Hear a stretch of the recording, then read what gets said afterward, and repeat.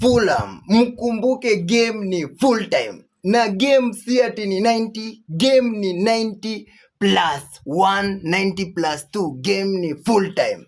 So hiyo mdomo mumeanza saizi, ati mnaona ati mnaweza tukazia kuchukua point zenyu 3. Mkumbuke sahi Manchester City game inacheza saizi ni game, kila game ni finali bana. Uliza Liverpool, Fulham, uliza Liverpool, Manchester City sahi ni kusema nini bana.